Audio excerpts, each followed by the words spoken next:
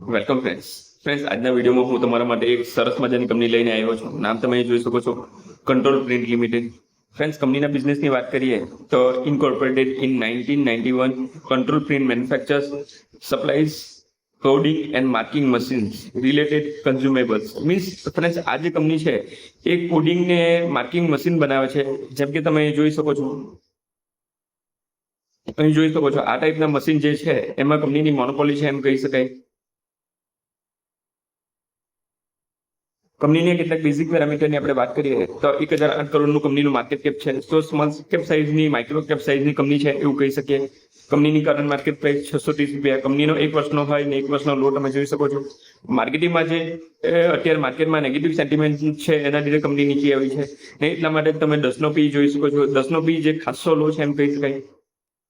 બીજા કેટલાક પેરામીટરની વાત કરીએ તો કંપની પાસે કર્જો જે છે 7.42 કરોડનો કર્જો છે.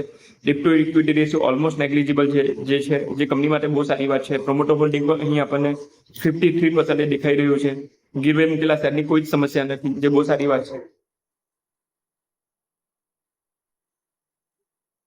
કંપનીના ક્વાર્ટરલી રિઝલ્ટની વાત કરીએ તો અહીં આપણે જોઈ શકીએ છીએ કે કંપનીનું ક્વાર્ટરલી રિઝલ્ટ જે છે એ સતત વધતું જતું હતું. માર્ચ 25 પછી ક્વાર્ટરલી રિઝલ્ટ થોડું ફ્લેટ જોવા મળી રહ્યું છે. કંપનીએ ગાઈડલાઈન પણ આપી છે કે 1 વર્ષ માટે કંપનીનું જે રેવન્યુ ગ્રોથ છે એ 10 થી 15% રહેશે, પછી એ વધશે. સો આપણે એના માટે મેન્ટલી તૈયાર થઈને ચાલવાનું છે. 1 વર્ષ, આટલું વર્ષ પૂરતું, પછી એ ડેફિનેટલી વધશે. બિઝનેસમાં ગ્રોથ જોવા મળશે અને શેર પ્રાઇસ પણ વધતી જોવા મળશે.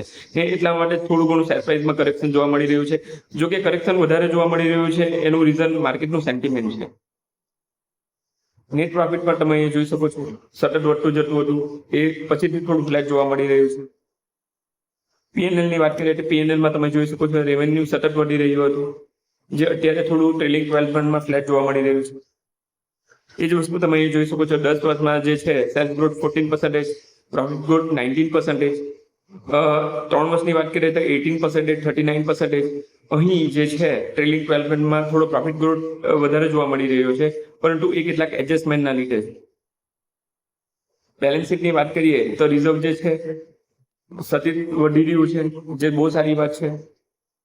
બોરોઈંગ કંપની પાસે ઓલમોસ્ટ નેગ્લિજિબલ છે. ઓર્ડર એસેટની વાત કરીએ તો તમે જોઈ શકો તો એ કંપની પાસે કેશ પણ 20 કરોડનું જોવા મળી રહ્યું છે. કેશ ફ્લો સ્ટેટમેન્ટ બહુ જ મહત્વનું છે ફ્રેન્ડ્સ, ને કેશ ફ્લો સ્ટેટમેન્ટ બહુ જ પોઝિટિવ દેખાઈ રહ્યું છે. એનો મતલબ કંપની પાસે કેશ આવી રહી છે.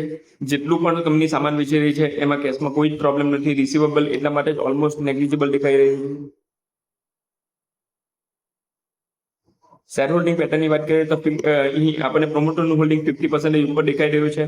ફોરેન ઇન્વેસ્ટર અને મ્યુચ્યુઅલ ફંડનું હોલ્ડિંગ પણ ઠીકઠાક દેખાઈ રહ્યું છે. નાની સાઇઝની કંપની છે એ પ્રમાણે હોલ્ડિંગ જે છે ઠીકઠાક દેખાઈ રહ્યું છે. તો ઓવરઓલ ફ્રેન્ડ્સ, અહીં કંપનીની વાત કરીએ તો ઓવરઓલ કંપની જે છે ફંડામેન્ટલી સ્ટ્રોંગ દેખાઈ રહી છે. નાની કંપની છે, સો રિટર્ન બનવાની પોસિબિલિટી પણ વધારે છે.